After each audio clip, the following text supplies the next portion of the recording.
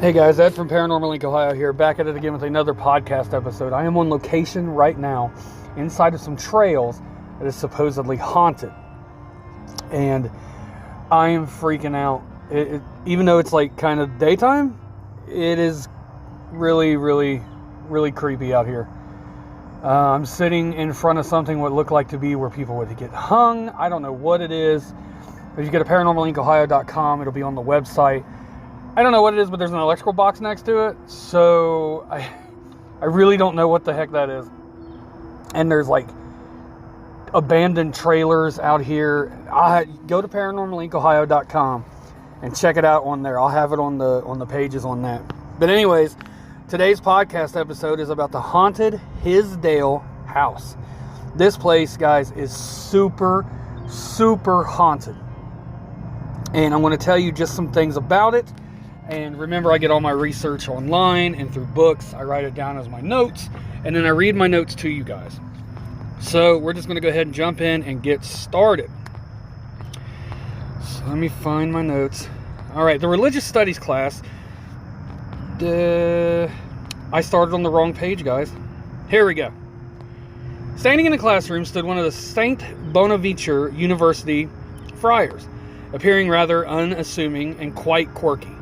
He welcomed his students into his classroom, leaving the front row of the seats open for what he called the arrival of his friends. Periodically, the door of the classroom would swing open, and the professor would turn to empty doorway to welcome the arrival of what he called one of his unseen visitors. The religious studies class he taught was called Physical Research in Nature, and it had a full waiting list every semester. It was offered. The professor, known by his students as Father Al, was more formally known in the directory as Father Alphonius Traybold. Sorry guys, I'm sitting out here in these woods, and like I'm close to a highway, so you can hear cars, but where I'm at, it's just really, I keep hearing things. So anyway, the class taught its students all things paranormal, including, among other things, psychokinesis, telepathy, and good old-fashioned hauntings. One day, a student asked the professor just what do you know about the nearby Hinsdale House? This friar, certainly known for his rather cheery disposition, turned to the student with a rather serious expression on his face and stated, "I know this place well. I'd like to caution you to never attempt to find it. You should not mess with some forces, and this is one of them." Father Traybold told a couple of specific stories about the experiences with the paranormal. I have since confirmed that one was definitely at the Hinsdale House, and I strongly suspect the other was as well. The Dandy family had gone out somewhere and returned home late at night. When they walked through the door, they noticed that there was something unusual about a family portrait hanging on the wall. A letter opener had been forcibly thrust through the image of one of the Dandy children and stuck into the wall. Father Traybold also spoke about entering a haunted location, and whenever the residents were home, a broom would unexpectedly follow them around the house. When they would leave, the broom would drop across the doorway where they left. Having grown up in nearby Olean, the Hinsdale House was very well known in the area. One weekend, a group of boys from my high school class decided to venture up to this haunted location.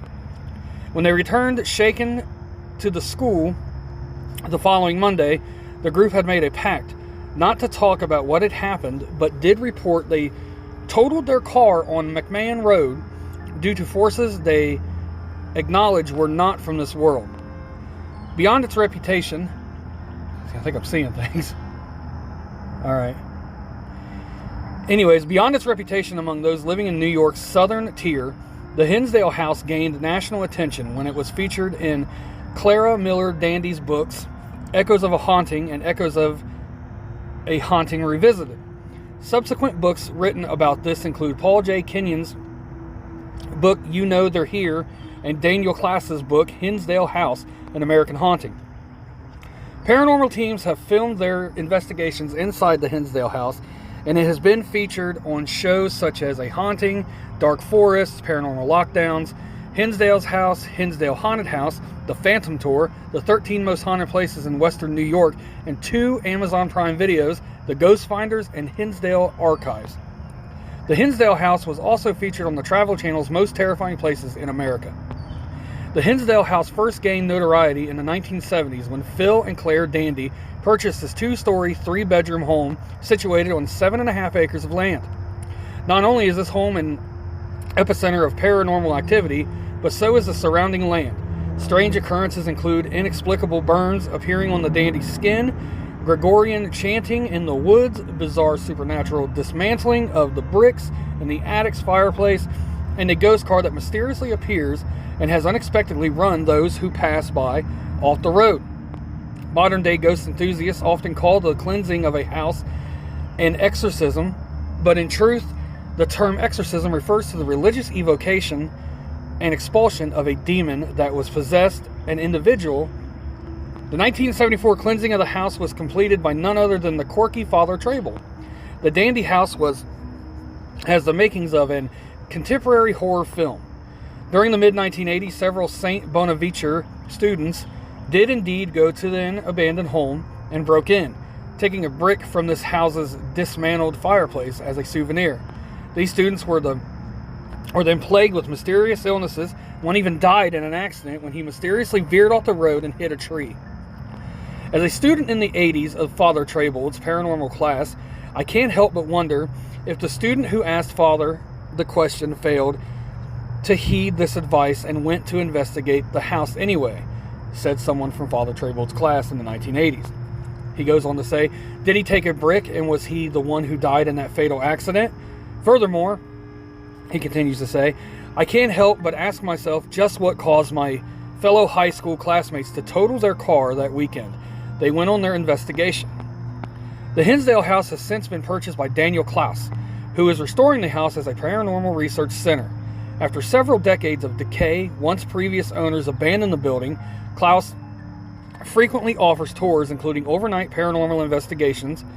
When renowned paranormal researchers Ed and Lorraine Warren were asked by the Paranormal Lockdown team for advice prior to their investigation, the Warrens' advice was go to church and pray. What's here is darker in nature, and paranormal researcher Nick Groff reportedly had something follow him home after his 3-day overnight investigation.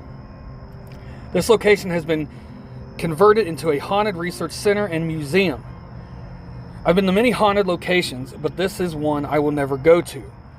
Anyone considering going to the Hinsdale House should remember the advice of Father Trable. This house is not for the faint of heart.